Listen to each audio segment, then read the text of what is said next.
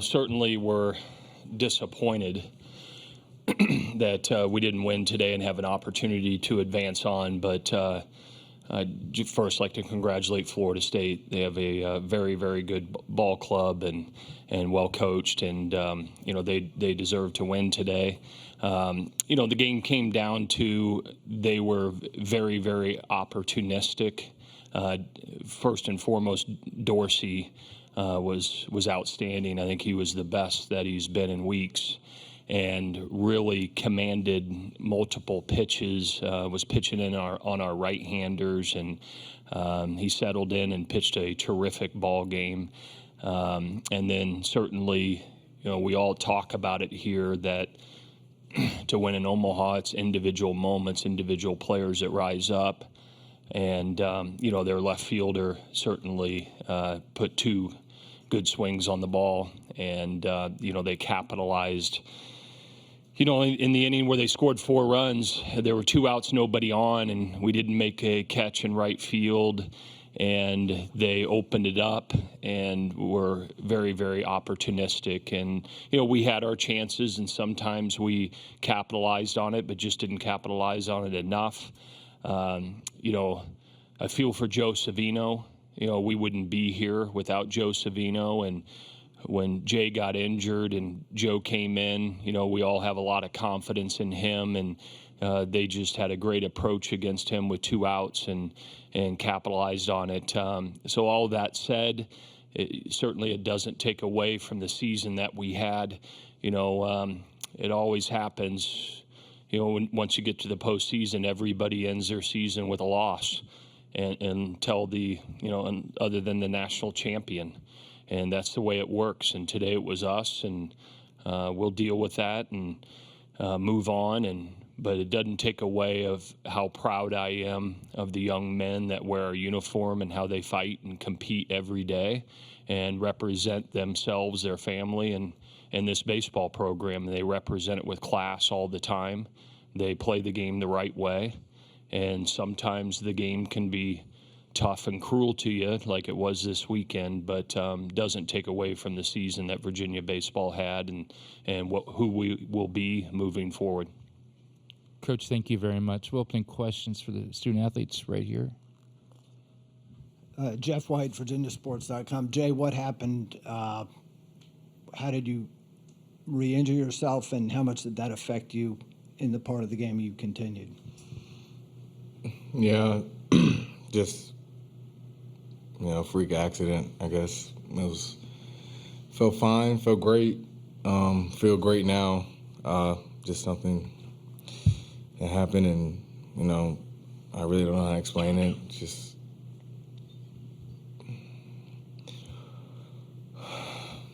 yeah, I'm sorry. It sucks. Just, that's the way to end your season. It was the last time I pitched. In Omaha,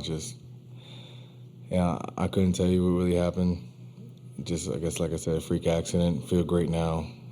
I wish I could have kept going, but, I want Coach Oak was ready to do what's best for the team. I have, the utmost confidence in Coach, and I'm going to follow behind him no matter what the situation is and no matter what his decision is. And quite frankly, some people don't understand that, he's done so much for me.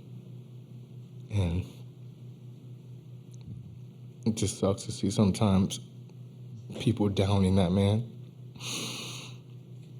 and criticize some decisions he makes, but nobody has ever been in his shoes. People who criticize him never been in his shoes. So, Coach Oak, thank you for everything.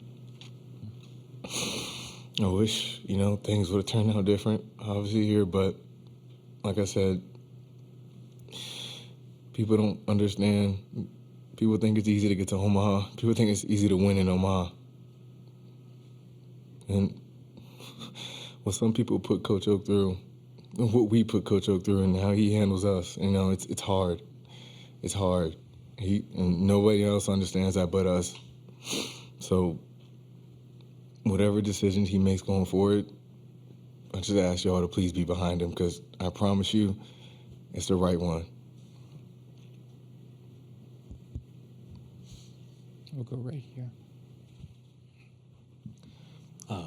Preston Willett, thesaber.com. Anthony, just your first time in the lineup today this postseason. What is, I guess, offensively, where is the approach kind of gone wrong, I guess, for you guys, and what were y'all seeing out there today? Yeah, I mean, as Coach O said, he was beating us with fastballs today, which, isn't very UVA-like as far as the season goes. We take pride in our approach, and we work at it every day. And, sometimes pitchers make good pitches, but I just saw, like you said, command of three. And, once you command three, it's pretty tough at this level. I mean, you've seen it. Some of these guys last year pitch in the College World Series. The next year, they're in the major leagues. So, I mean, these guys, it doesn't matter who you play when you get to this level, it's tough. But I was proud of how we grinded through and made adjustments throughout the game, and it just didn't work out for us today. We'll go right here. Yeah, Greg Medea from Daily Progress. Jay, the way you started the game, did you feel like you had your best stuff going, and did it get off when you started to feel the injury, or kind of where was that at? Yeah, I think I went, 6 up, 6 down in the first 2 innings. Yeah, felt great, feel like I commanded every single pitch, at will. But yeah, I guess, whatever happened, it happened, and I felt like I could have kept going, but, I guess that's something that did have something to do with it, so. Last question for the student. Matt Halloran from World Baseball Network. Jake, being a two-sport athlete, just a big presence for the Charlottesville community and also the alumni as well, coast to coast, globally. What would you like to say that you left your mark here with the Cavaliers program? Obviously not going the way you guys wanted to go, but what words would you like to say on what you left your mark on with wearing the orange?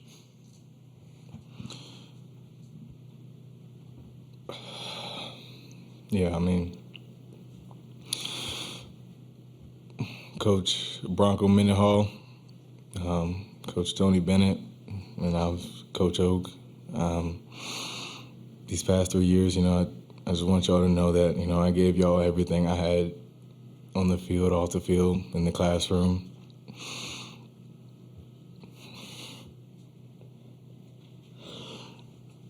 Without y'all, I don't know where I am today. Without them, obviously my family, but Coach Oak, you took a chance on a man who came to UVA not 100% in baseball. I'm kind of glad I never had to do the hard handicap. But yeah, since Coach Oak's right here, I could talk on about Coach Elliott and Coach Mendenhall, but Coach Oak, since you're right here, just know that I gave you everything I had, and thank you for making me the man I am today. I wouldn't be this far without you. The talks we had when the seasons were down, I wouldn't be here without them. What you've done for me and my family. You earned it. I just want to thank you, Coach. You're welcome. Gentlemen, congratulations on a great season, and thank you for your time. We greatly appreciate it. And Coach, we'll stay with you for a second. Sure. You may be excused, players.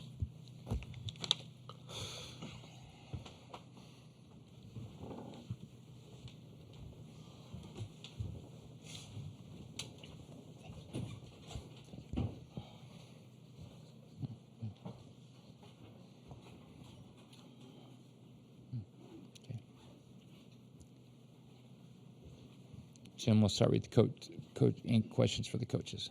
Coach. Brian, you actually ended up with, 10 hits today to 7 for Florida State, but I guess 8 of them were singles and the 2 doubles were spread apart. Yeah. Do you need to have extra base hits, if not home runs, doubles or triples here to win in Omaha? Not necessarily. There's been quite a few, other than the Tennessee Florida State game, there hasn't been a lot of runs scored. And so, we just needed to be a little bit more opportunistic, 10 runners on base, a couple of base running mistakes that you can't do at this level that gets exposed. And then, they had a couple of guys step up to get big knocks, to have the big inning in the fifth inning, the 4 runs. And yeah, you need somebody to step up and hit a 2 or 3 run home run, and we just didn't get that, or that big double to drive in 2 runs, whether it be the North Carolina game or this game, and we didn't get that. It's not that the guys failed or anything like that. Like Tony said, it's high-level pitching, and listen, everybody else is committed to their baseball program too, and you either do it or you don't, and we didn't do it at the right time. Right, and the 2 teams we played did. So, yeah. Joe Healy, D1 Baseball. You obviously have intimate knowledge of what it takes to make a deep run here. Do you have a sense of where that next 1% is for you guys right now to make another deep run moving forward? Yeah, that's a great question. I mean, we've certainly made a couple of deep runs here and haven't the last 2 years, this year and last year, and that's frustrating, disappointed. Nobody likes to go 2 and out. There's going to be 2 teams in this tournament every year that do. So it's just last year we lost 2 one-run ball games, had a 1-run ball game this year, and it's just being a little bit better. Having some guys that when we've won in the past, we've had really, really elite pitching, and always have played great defense. So it's to get a little bit better on the mound, right, and finishing innings off on the mound. And, we got to get some position players the next time we come here that, really, really step up and have big days. And we just didn't have enough of it today. And, I don't think it's anything with regards to the program or anything. We're proud of making our 7th trip, but, I feel like we absolutely know what it takes to win in Omaha. You just gotta get the guys to do it. And when you come here enough, there's going to be times that you don't perform real well. And we're really, really close. We were really close last year, and just have to be focused on being a little bit, as you said, that 1% a little bit better. And we weren't that this weekend. Questions right here. You had 2 guys up here on the podium that were part of that junior class that have done a lot in this program. Yeah. How have they prepared, I guess, the younger guys in this program to kind of take that mantle moving forward? Well, you can see that smile on my face because that junior class we have, their first year we lost in a regional at East Carolina, and then to make back-to-back trips to Omaha is pretty special. And there's some really talented, impressive young men in that group, and they have imparted their wisdom of what our baseball program is about, and that's where it starts. It's about the standards that we have in our program, and those guys, impart that wisdom on those new players every year. And so it's passed on. You see Eric Becker and Henry Ford and, the guys that are in the sophomore class, they get it, they know it, and they understand it.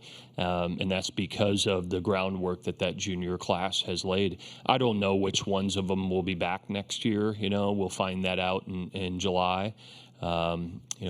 That's every program goes through that, but they have left certainly their legacy in this program because of how they carry themselves on and off the field, and they understand the concept that words matter, and what they say to each other is really, really important.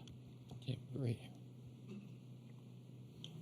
Yeah, Brian, how valuable was just this experience this year for some of those guys who will be back? Godbout, Ford, Hanson, and Becker, guys like that. Yeah, incredibly valuable. Certainly yes, the experience here in Omaha, although it doesn't leave a good taste in our mouth, but more about what you have to navigate through the entire season to put yourself in the opportunity that they had, right? And yes, we didn't win in Omaha, right? well aware of that, but it's more about what did they learn to navigate through the entire season, the ups and downs, the little moments. That's what it's about. That's what they'll remember, right? When they get to be my age, they won't dwell on that they didn't win here in Omaha. They'll dwell on how them and their teammates stepped up at different points in the season. No better example than Jay Woolfolk. It pained me to take him out of the game, but you all saw him hobbling out there, right? And on this stage, as much as he wants to gut through it, when your velocity drops 2 or 3 miles an hour and you can see him not being moving athletically on the mound like he does when he's fine, they'll remember the lessons that they had all year in playing this program. And listen, that's what I owe them. That's what I promised them in the recruiting process. I don't promise them Omaha, right? They can look at and see the success that's happened in this program, that there's a really high percentage chance that they're going to have the opportunity to play in this great event. Our tradition has shown that. What I do promise them is that when they leave our baseball program, they will be men and they'll be able to stand on their own 2 feet and fight for what they want in life. And if they're fortunate enough to be in professional baseball, they'll be prepared, okay? And that's reflected in the amount of former Cavaliers that have played and are playing right now in the major leagues. But at its core, what I owe them is for them to become a man, right? Them to become a leader. That's what's important, because they'll all become fathers or successful people in life, right? And that's the impact that we make on them. That's why I got into it. I did not get into it to coach teams in Omaha. Coaching teams in Omaha is a byproduct of running your program the right way, right? And that's why I got into it, and that's why I continue to do that. And the day that I can't continue to impact their life on the way that they approach things and become men, then, I won't be a baseball coach anymore. But at its core, it's what I love to do. Okay, one more question, Jim. I know he did not have the day at the plate that he wanted, but Griff was his usual self at shortstop today. I'm assuming he's heading on after this. What has he meant as a 3-year starter at shortstop? Program changer, right? And you might sit there and say, well, Coach, come on, y'all have been to Omaha 5 times and won a national championship before that guy went into your program. You can still have program changers. The guy is an incredible leader.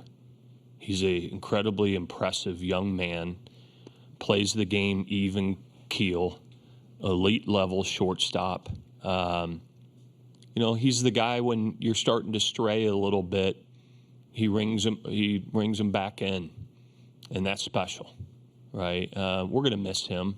Obviously, his play on the field is elite, but what I'm going to miss most about Griff O'Farrell is the man that he is, because he has an impact on everybody in the clubhouse every day.